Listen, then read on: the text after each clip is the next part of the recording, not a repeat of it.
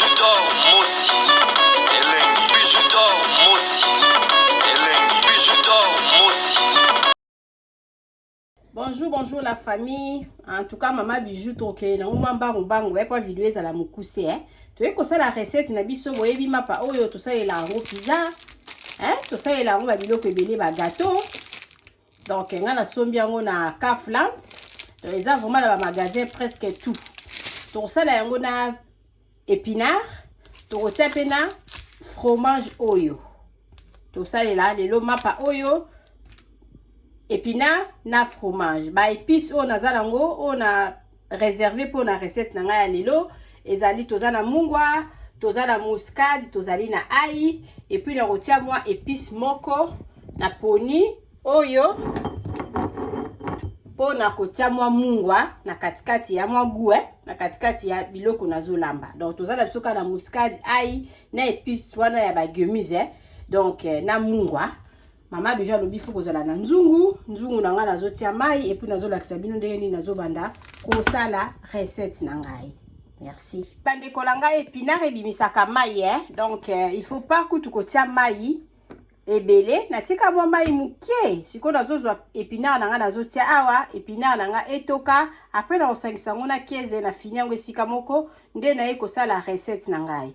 Na bandi nanu na kotia épinard na moto. Oui bande kolanga bomoni jar nini ya épinard nazalaki nango. Eza ba épinard râpé wana ba épinard o basi ba nika. Batia mo crème na kati. Donc épinard nanga nazalaki nango. Na lakisa bino carton nango. Ezalaki épinard oyo. Nde yango mama bijou asaleli. Kompo okosala ba épinard a mibimba wana. Eza kaka ça dépend ya choix ya épinard nini oyo kosalela. Na zuma muscade na muke natie pe moi ail muke natie ba épices o na buye bisibino ya ba légumes natie yango ba épices ngisa na kangami épices ya nini natie na bakisi moi mungwa kaka muke po épices ezalaka na mungwa siko épinard na nga etoka ndena ya kotia fromage na nga o bomoni eza kuna na otia fromage na nga na kati et puis na olakisa bino ndenge nini nazosala mosala na nga lelo. Mama bijou alobi s'abonner olingo kende congé na kin adresse ezalaka kaka moko na matonge na Ivribu benga biso sala réservation ya auberge na biso. Merci. Asi na bongisi plan na nga esika na koya kotia épinard likolo ngai oyo nasi na fungoli yango normalement na kosala 2 mais na olingaka kolakisa bino moko deuxième wana na koya ko continuer yango ngai moko plan na ngai yango yo épinard na ngai yango eza na moto normalement esi ebeli yango mais tellement o yango euti na congélateur yango naza ko patienter kozela ke glace wana ya épinard et fungwa nyonso et puis na le kambala moko na recette na ngai mama bijou lobi fu ko tiango na moi fait doux na dumle na tie pour nani four na ngai sala vraiment makasi na dumle yango na tie yango na 5 noki ezika nazozela kaka ba glace eza na kati awa soki na monike glace esili comme ça na leki na kotia 15 nanga oyo mama bijou azako la kisabino recette na kosalela 15 oyo bomoni ma écoute c'est sopani na sina fungoli 15 nanga naza prête nazozela moi glace wana esila et puis comme ça na lekana nini ya kotiela bino 15 na kati.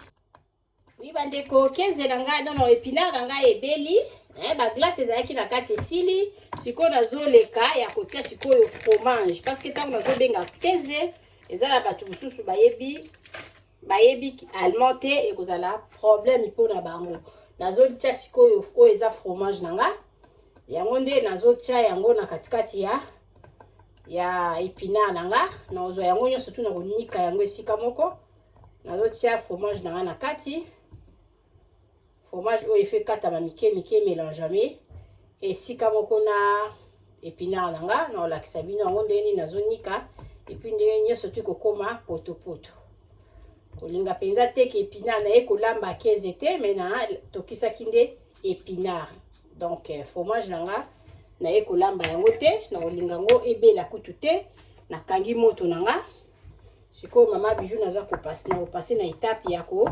nika fromage na ngai et mélange mais na épinard na ngai.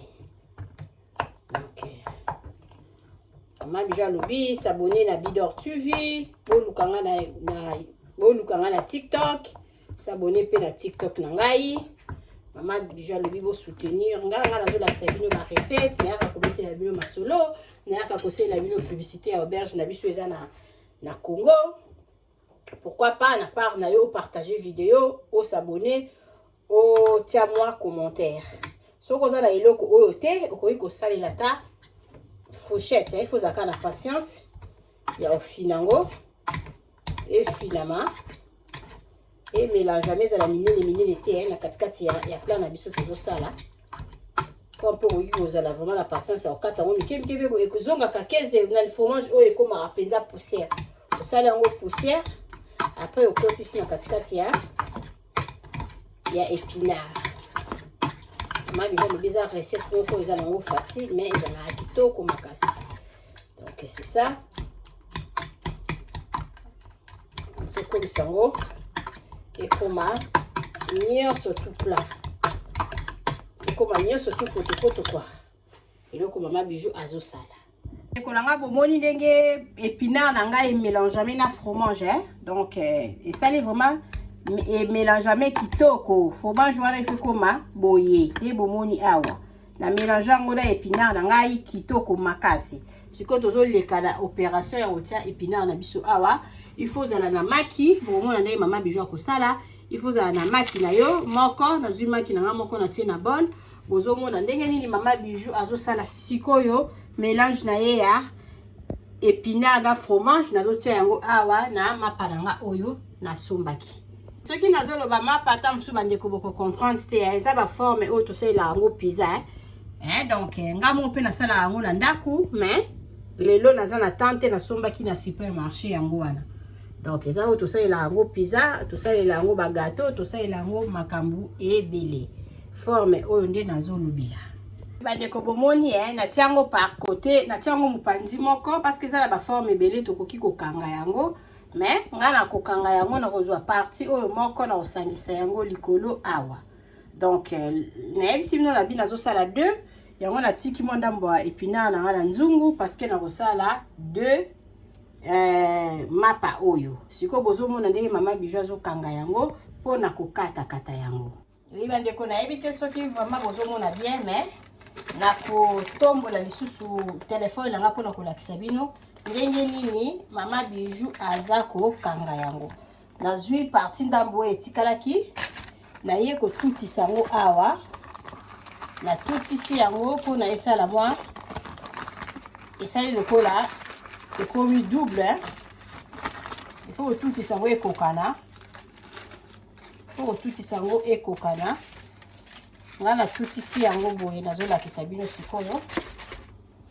Na tout ici yango boye na koza sko fromage na fourchette nanga na bandi ko kanga na ba coin na bandi ko kanga ngo na ba coin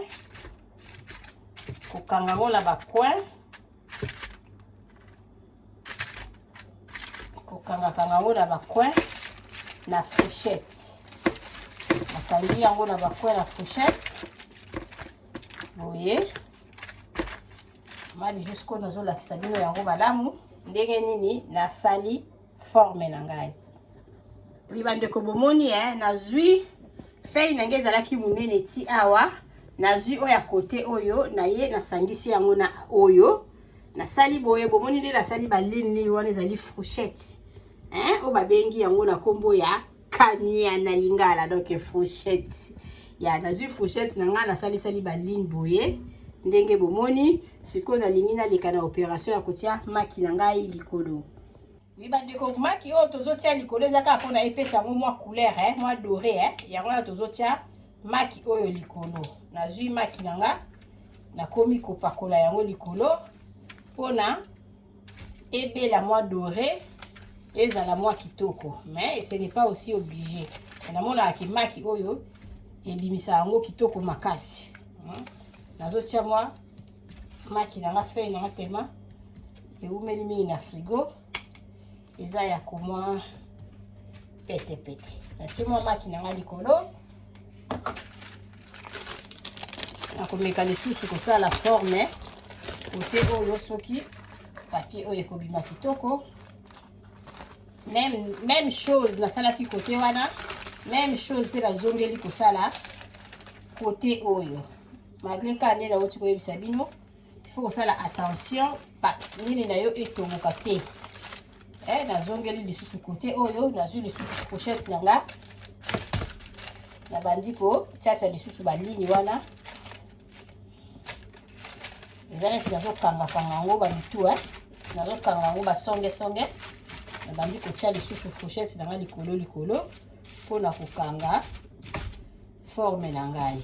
Donc il faut kosala mo attention.